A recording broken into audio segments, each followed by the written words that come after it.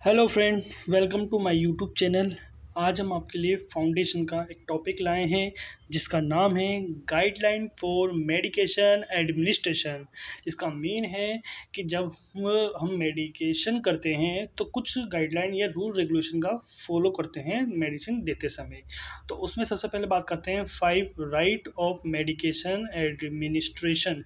जब हम मेडिसिन देते हैं तो कुछ रूल रेगुलेशन मतलब 5 राइट्स या प्रिंसिपल का यूज़ करते हैं। अब ये यूज़ क्यों करते हैं? जब किसी पेशेंट को हम मेडिसिन देते हैं तो किसी प्रकार की गलती ना हो, हमें कोई समझ में कोई एरर ना आए, तो इसीलिए 5 राइट्स का हम यूज़ करते हैं। अब ये 5 राइट्स का यूज़ क्यों करते हैं तो किसी एक एग्जांपल के माध्यम से आपको मैं समझाता हूँ। सपोज़ करो आप एक नर्सिंग ऑफिसर हो और आप एक हॉस्पिटल में आपकी पोस्टिंग हो रही है ना? तो हॉस्पिटल में जैसे क्या होता है, हर पेशेंट की एक अपनी फ़ाइल होती है उसमें, जिसमें पेशेंट की आइडेंटिफिकेशन डेटा होता है, जिसे बायोग्राफिकल डेटा भी बोल सकते हैं।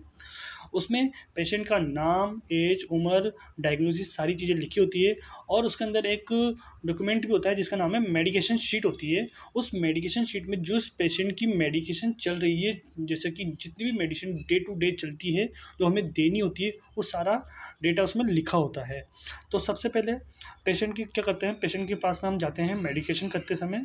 तो सबसे पहले हम क्या होता है, जो भी पेशेंट का नाम है, जैसे कि मान के चलो राजेश है और हमें राजेश को मेडिकेशन देना है, तो पहले हम उसका नाम लेके पुकारेंगे, नाम लेके बोलेंगे कि राजेश। तो इससे हमें कंफर्म हो जाएगा कि हमें जिसको हम मेडिकेशन करने जा रहे हैं वो पेशेंट यही है। इससे कि है ना, किसी और पेशेंट को हम जो मेडिसिन है गलत को नहीं लग जाए, तो इससे क्या होता है, एरर से बच सकते हैं। फिर बात करते हैं जो मेडिसिन, अब जो भी मेडिसिन पेशेंट कंफर्म हो, ये तो कंफर्म हो ही चुका है हमारा कि जिस पेशेंट को हमने मेडिसिन देनी है वो राजेश ही है। अब हम बात करते हैं जो मेडिसिन देनी है, जैसे कौन सी मेडिसिन देनी है। जैसे कि मान लो सपोज करो एक इंजेक्शन है जिसका नाम है पेन 40। एक इंजेक्शन, ये मेडिकेशन हो गया कि कंफर्म हो गया कि पेन 40 हमें देना है पेशेंट को, ओके। और कितनी डोज देनी है उसको, 14 mg। और किस रूट से देंगे, वो आईवी रूट से देंगे। और किस टाइम तक देंगे, बीडी से देंगे। तो समझ में आ गया कि पेशेंट के जो 5 राइट्स होते हैं, सबसे पहले कंफर्म करना है अपन को राइट क्लाइंट, जो भी पेशेंट है हमारा।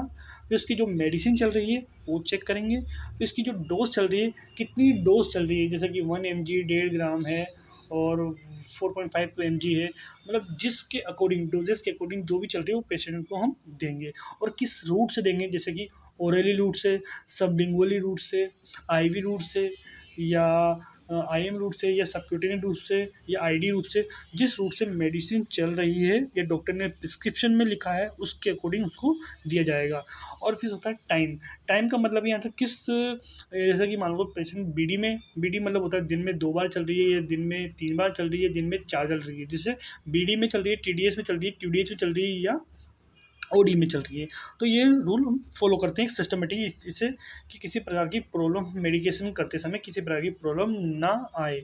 अब before administer any type medicine, it should be check 3 time following. मतलब जब हम मेडिसिन करने जा रहे हैं तो 3 बार हम चेक करते हैं मेडिसिन को देने से पहले पेशेंट को। जैसे कि पेशेंट की जो मेडिसिन होती है वो साइड ड्रोल में, जो पेशेंट की जो साइड ड्रोल होती है उसके पास में रखी रहती है, ओके। तो पेशेंट को हम गए वहाँ पर, और पेशेंट के जो मेडिसिन जहाँ पर होती है वहाँ से हम जो भी मेडिसिन देनी है उसको कब जो भी है कपबोर्ड से वहाँ से निकाल के और उनको टेबल पे रख देंगे। तो ये फर्स्ट चेक हो गया कि पहले मेडिसिन को हम क्या करना है, फर्स्ट बार चेक हो चुके हैं हमने।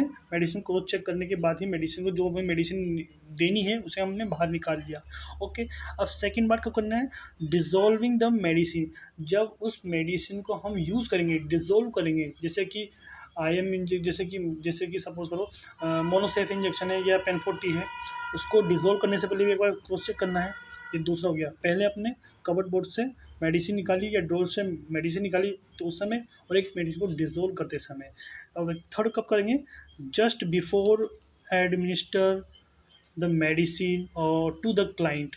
जब पेशेंट को हम थर्ड बार कब चेक करते हैं, जब पेशेंट के पास हम जाएंगे, मेडिसिन इंजेक्ट करते समय, इंजेक्ट करने के टाइम, तो उससे पहले भी हम एक बार चेक कर लेंगे कि पेशेंट को जो मेडिसिन दे रहे हैं वो सही है या नहीं। तो एक बार ये क्रॉस चेक कर लेंगे। ओके, ये कंप्लीट हो गया है कि मेडिसिन देने से पहले 3 बार क्रॉस चेक करना है। हम बात करते हैं common route of drug administration. अब कौन-कौन से वो कॉमन रूट्स होंगे जिससे हम जो मेडिसिन होते हैं वो देंगे। सबसे पहला आता है ओरल रूट, मतलब माउथ के द्वारा। ये सबसे कॉमन रूट होता है जिससे क्या होता है, ईजिली पेशेंट को दिया जाता है। किस फॉर्म में दे सकता है, टैबलेट फॉर्म में भी दे सकते हैं पेशेंट को, कैप्सूल फॉर्म में, पिल्स के रूप में, पाउडर के रूप में या लिक्विड के रूप में, किसी भी मेडिसिन को हम पेशेंट को ओरली दे सकते हैं। ओके, अब सेकंड आता है सब लिंगुअली रूट। अब सब लिंगुअली रूट क्या होता है, जस्ट टंग के नीचे, किसी भी मेडिसिन को टंग के नीचे रखने पर पेशेंट, मेडिसिन क्या होता है इस जगह सबसे ज़्यादा ब्लड सर्कुलेशन, ब्लड वेसल्स होती है।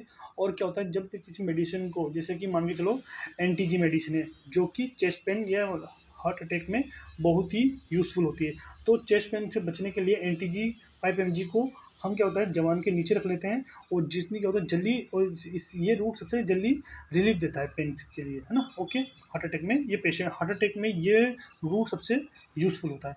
फिर आता है पेरेंटल रूट। पेरेंटल रूट क्या होता है, जैसे कि IV, IM, SC, ये सारे रूट हैं जो पेरेंटल रूट हैं, जो कि किसी भी फ्लूइड को हम हॉस्पिटल में, किसी भी फ्लूइड को या इंजेक्शन को हमें लगाना होता है तो हम इस रूट को फॉलो करते हैं। नेक्स्ट है इनहेलेशन रूट।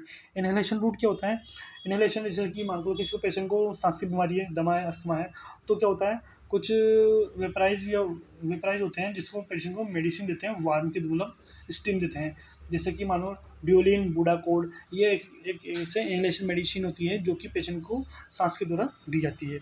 ओके, अब नेक्स्ट है बकल रूट। ये बकल रूट कहाँ पर होता है, ये बकल रूट माउथ जो होता है, माउथ के यहाँ पर होता है। माउथ कहाँ पर मिलेगा, अपन जो म्यूकस है, मेम्ब्रेन है, मतलब चिक्स, और चिक्स है, चिक्स के जस्ट पास में एक बकल कैविटी होती है, और वहाँ पर हम मेडिसिन को रखते हैं, और ये एक बकल रूट होता है जहाँ पर मेडिसिन होते हैं और डिसोल्व होकर पेशेंट में यूज होती है। एग्जाम्पल के लिए बात करें, जैसे कि नेलेक्सोन और टेस्टोस्टेरोन मेडिसिन होती है। ओके, अब बात करते हैं, नेक्स्ट है इंसर्शन रूट। इंसर्शन रूट क्या होता है, इसमें क्या होता है, जो सॉलिड मेडिसिन होती है उस सॉलिड मेडिसिन को बॉडी कैविटी में इंसर्ट कर देते हैं, जैसे कि सपोजिटरी।